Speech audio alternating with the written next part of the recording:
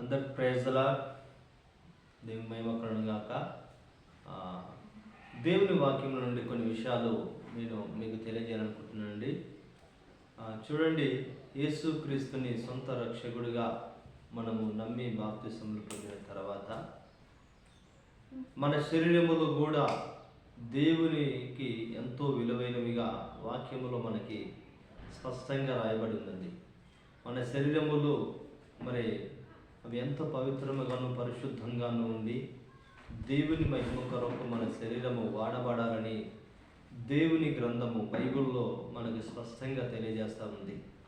కాబట్టి దేవుని బిడ్డలమైన మనమందరము కూడా మన శరీరాలను మనం సులకన భావంతో చూడకూడదు.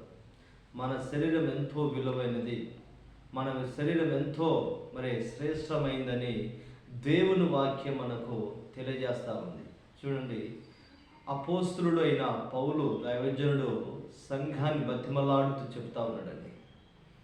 రోమపత్రిక 12వ అధ్యాయము 1వ వచనములో నేను చదివి వినిపించి ఆ తర్వాత ఆ వాక్యం నుంచి మాట్లాడాలనుకుంటున్నాను.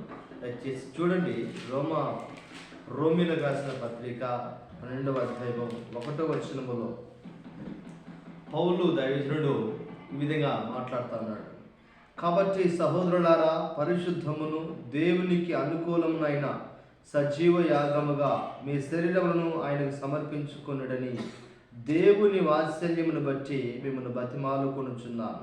ఇటు సేవ మీకు యుక్తమైనది. దేవునికి మహిమ కలుగుగాక. చూసారండి, మన శరీరములను మనము సజీవ యాగముగా దేవునికి సమర్పించుకోండి అని పౌలు గారు బ్రతిమలాడుతూ చెప్తా ఉన్నాడండి.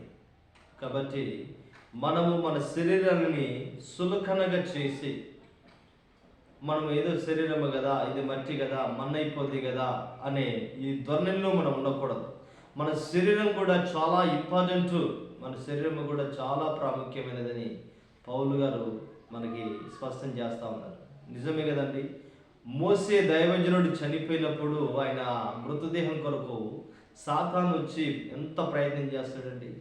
మోసే దైవజనుడు బ్రతికినంత కాలము దేవుని సేవలో ఎంతో నమ్మకంగా దేవుడి ఎదుట సాత్వికుడిగా లక్షల సంఘాన్ని నడిపించగలిగిన సామర్థ్యం కలిగిన వాడైంది కూడా ఉండి సేవ చేసిన సేవకులు.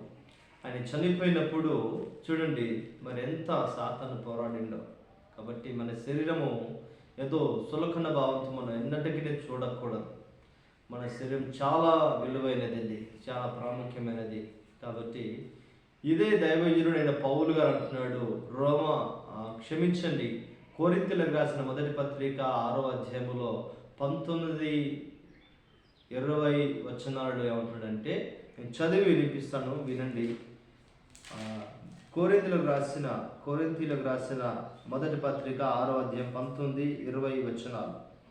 మీ దేహము దేవుని వలన మీకు అనుగ్రహింపబడి మీలోనున్న పరిశుద్ధాత్మకు ఆలయమై ఉన్నదని మీరు ఎరగరా? మీరు మీ సొత్తు కారు, విలువ పెట్టి కొనబడిన వారు గనుక మీ దేహముతో దేవుని మహిమపరచుడి. దేవునికి మహిమ కలుగును. చూడండి, మన దేహము దేవుని వలన మనకు అనుగ్రహించబడింది. మన దేహము దేవునికి ఆలయముగా ఉన్నది.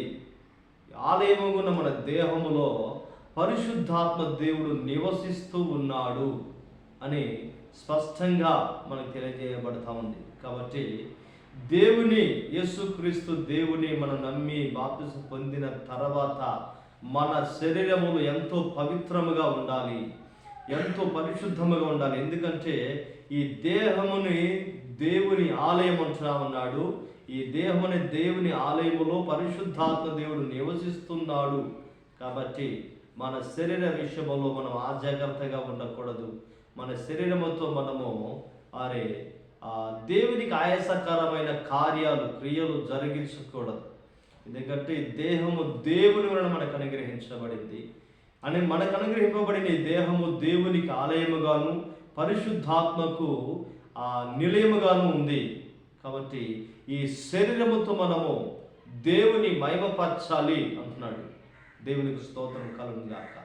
ప్రియ నా సహోదరి సహోదరులారా, మన శరీరముతో మనము దేవుని మహిమపరచాలి, దేవుని ఘనపరచాలి. మన శరీరముతో ఎందుకంటే దేవుడు మనకు అనుగ్రహించున్నాడు కనుక. దేవునికి మహిమ కలుగును.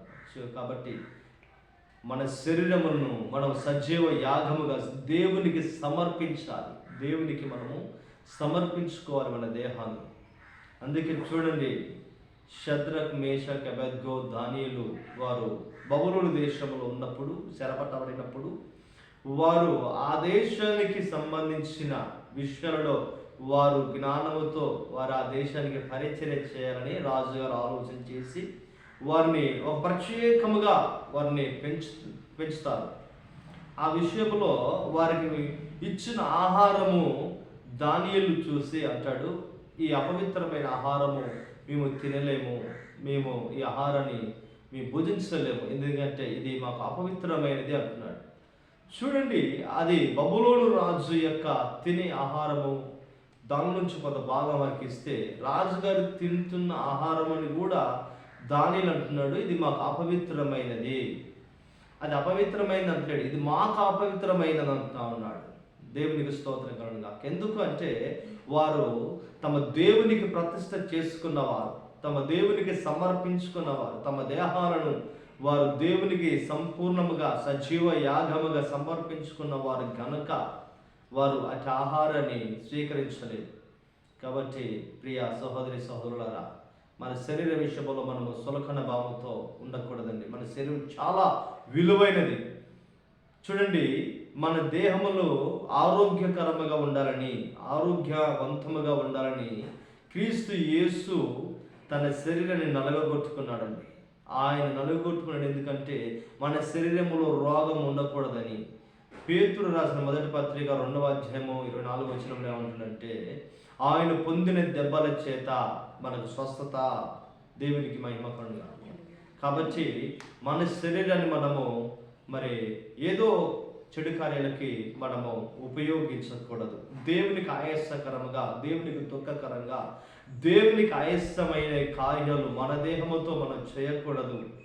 కాబట్టి ఈ విషయంలో మనం జాగ్రత్త పడదాం. మనము మన దేహముతో మన దేవుడైన యేసయ్యని మహిమపరిచే వారముగా ఉందా? మహిమపరచాలి. మహిమ దేవునికి రావలసిందే. మన దేహముతో దేవునికి మహిమ వెళ్ళాలి, వెళ్తూనే ఉండాలి. మనము ఆ విధంగా మన దేహాన్ని దేవుని కొరకు సమర్పించుకుందాం. దేవుని మహిమ గాక. చూడండి, రోమపత్రిక 6వ అధ్యాయము 13వ వచనములో మరొకసారి దైవజనుడైన పౌలు గారు ప్రపంచంలో ఉన్న క్రైస్తవ సంఘానికి ఆయన చెప్తా ఉన్నాడు. పరిశుద్ధాత్మ దేవుడు అది మనందరి కొరకు భద్రపరచడి బైబిల్ గ్రంథము. నేను చదివి వినిపిస్తానండి. రోమపత్రిక 6వ అధ్యాయములో 13వ వచనములో చూడండి, మరియు మీ అవయములను దుర్నీతి సాధనములుగా పాపమునకు అప్పగింపకుడి, అయితే మృతులలో నుండి సజీవులమనుకొని మిమ్మును మీరే దేవునికి అప్పగించుకొనుడి. మీ అవయములను నీతి సాధనములుగా దేవునికి అప్పగించుడి. దేవునికి మహిమకరంగా. చూసారండి, మన అవయవాలను మరి దుర్నీతి సాధనములుగా పాపానికి అప్పగింపకూడి అంటున్నాడు. మన అవయవాలు అంటే ఏంటి? మన చేతులు, మన కాళ్ళు, మన కళ్ళు, ఇవ్వండి, మన చెవులు, మన నోరు, ఇవి మన అవయవాలు. ఇవి దుర్నీతి సాధనాలుగా పాపానికి అప్పగించకూడదు అని స్పష్టంగా మనకు వాక్యము పరిశుద్ధాత్మ ద్వారాగా తెలియచేయబడుతూ ఉంది. కాబట్టి నా ప్రియ సహోదరి సహోదరులారా, మన అవయవాలను దుర్నీతి సాధనాలుగా ఉండకూడదు, దుర్నీతి జరిగించే పనిముట్లుగా ఉండకూడదు, ఆయుధాలుగా ఉండకూడదు. మన చేతులు ఉన్నాయండి, మన చేతులు దుర్నీతి జరిగించే ఆయుధాలుగా ఉండకూడదని దేవుని వాక్యము మన కొరకు ఘోషిస్తాము. నా ప్రియ సహోదరి సహోదరులారా, మన అవయవాలు ఎలాగున్నారంట పౌలు గారు చెప్తా ఉన్నాడు, మీరు దేవునికి, చూడండి, మృతులలో నుండి సజీవులం అనుకొని మిమ్మల్ని మీరే దేవునికి అప్పగించుకోండి. మీ అవయవాలు నీతి సాధనాలుగా ఉండాలి అంటున్నాడు. అవునండి, మన అవయవాలు అనగా మన చేతులు, మన కాళ్ళు, మన కళ్ళు, మన చెవులు, మన నోరు నీతి సాధనాలుగా దేవునికి అప్పగించుకోవాలి, దేవునికి సమర్పించుకోవాలి. మన చేతులు సమర్పించుకోవాలండి. అవి నీతిని జరిగించేటట్లుగా మన చేతులు దేవునికి అప్పగించుకోవాల్సిన వారముగా ఉన్నాం. వాడి చేతులతో నీతి కార్యాలు జరగాలి, నీతి జరిగిస్తూ ఉండాలి. మన కాళ్ళు ఉన్నాయండి, ఆ కాళ్ళు దేవునికి నీతి సాధనాలుగా మనం అప్పగించుకోండి అని చెప్తానండి. బై రిక్వెస్ట్ కాదు, బై ఆర్డర్గా మనకు వాక్యం సెలవిస్తుందండి. కాబట్టి ప్రియ సహోదరి సహోదరులారా, మన అవయవాలను అనగా మన కాళ్ళను దేవునికి సమర్పించుకుందాం. దేని నిమిత్తం అంటే నీతి సాధనాలుగా ఉండాలి. ఏంటి నీతి? దేవుని పరిచయం కొరకు పరిగెత్తటమే నీతి. చూడండి, దేవుని మందిరానికి వెళ్ళాలి అనుకున్న వాళ్ళు ఎలాగ వెళ్ళాలి? త్వరపడుతూ వెళ్ళాలి, త్వరగా వెళ్ళాలి దేవుని మందిరానికి. నిదానంగా ఇక పోదాంలే అనుకోకూడదు. అది దుర్నీతి. నీతి సాధనం అంటే ఏంటంటే దేవుని మందిరానికి ఆతృతగా వెళ్ళాలి, ఆర్భాటంతో వెళ్ళాలి. అది నీతి సాధనముగా ఎంచబడతాము. చూడండి, దేవుని మందిరానికి వెళ్ళే విషయంలో మన పాదాలు, మన కాళ్ళు త్వరపడుతున్నట్లుగా ఉండాలి, కానీ ఏదో ఒక పాదములే అన్నట్లుగా ఉండకూడదు. అదే నీతి సాధనం కదా. కాబట్టి మన చేతులు ఉన్నాయండి, మనము దేవుని మందిరములో పరిచర్య చేసే చేతులుగా ఉండాలి. నీతి సాధనం అంటే అదే కదండి. చాలామంది చూడండి, అన్ని సంఘాల్లో కూడా నేను చెప్తున్నాను ఏంటంటే, కొందరే పరిచర్య చేస్తూ ఉంటారు, వారికి చెప్పనక్కర్లేదు. కొందరు చెప్తేనే చేస్తారు, కొందరు చెప్పినా పట్టించుకోరు. మరి కొందరైతే చెప్పకుండా తమంతట తామే ఇది దేవుని మందిరము, ఇది దేవుని ఆలయము, ఇది దేవుని పరిచర్యలో ఒక భాగమని ఇష్టపూర్తిగా మరి పరిచర్య చేస్తూ ఉంటారు. కాబట్టి తెలియజేసేది ఏంటంటే, మన చేతులు దేవుని పరిచర్యలో పాలుభాగస్తులుగా ఉండాలి. అదే నీతి సాధనాలు అంటే. అదే చూడండి, మందిరములో ఉంటారు, సంఘములో ఉంటారు, పట్టనట్టుంటారు కొందరు. అది మంచిది కాదు, అది దుర్నీతి. అండి. సంఘములో ఉన్న ప్రతి ఒక్క విశ్వాసులందరూ కూడా ఆ పరిచర్య కొరకు పాటుపడాలి. ఆ పరిచర్య యొక్క విస్తరణ కొరకు, అభివృద్ధి కొరకు, ఫలింపు కొరకు మరి పాటుపడవలసిన వారుగా ఉన్నాం. కాబట్టి ప్రియ సహోదరి సోదరులారా, మన అవయవాలు దుర్నీతి సాధనాలుగా పాపానికి అప్పగించుకోకుండా మనము మృతులలో నుండి సజీవనమని దేవునికి మన అవయవాలను నీతి సాధనాలుగా అప్పగించుకుందాం. దేవునికి మహిమ కలుగుగా. ఈరోజు మన కళ్ళు ఉన్నాయి, మన కళ్ళు కూడా దేవునికి నీతి సాధనాలుగా అప్పగించుకోవలసిన వారమై ఉన్నాం. ఏంటి అంటే, మన కన్నులు దేవుని వాక్యాన్ని చూచి చదవాలి. మన కన్నులు దేవుని వాక్యం చూడాలి, మన నోరు వాక్యాన్ని చదవాలి. అది నీతి సాధనం అన్నట్టు. చూడండి, అనేకులు సంఘములు ఉంటారు, వాక్యాన్ని చదవరు, వాక్యాన్ని చూడరు. అది దుర్నీతి సాధన, పాపానికి అప్పగించుకున్నట్టే కదా. కాబట్టి దేవుని వాక్యాన్ని బట్టి మీ ప్రియదాసుడిగా నేను తెలియజేస్తున్నాను ఏంటంటే, మన దేహము విషయములో, మన శరీర విషయములో మన సులకన భావంతో ఉండకూడదండి. దయచేసి మన శరీరం ఎంతో విలువైనది, ఎంతో శ్రేష్టమైనది. వాక్యం స్పష్టంగా మనకు తెలియజేస్తూ ఉంది. కాబట్టి మనము ఈ దుర్నీతి సాధనాలుగా కాకుండా నీతి సాధనాలుగా మన అవయవాలను అప్పగించుకుందాం, సమర్పించుకుందాం. మరి అవయవాలు మాత్రమే కాదు, మన సర్వ శరీరం అంతటిని కూడా సంపూర్ణముగా మరి సజీవ యాగముగా దేవునికి సమర్పించుకుందాం.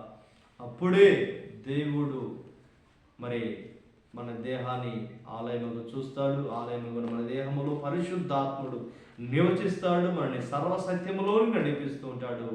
మనము తద్వారా దేవుని రాజ్యానికి మనం సంపూర్ణ సిద్ధి పొందిన వారముగా మార్చబడతాము. దేవుడి వాక్యమును మాటలు దీవించి ఆశీర్వదించును గాక. ఆమేన్.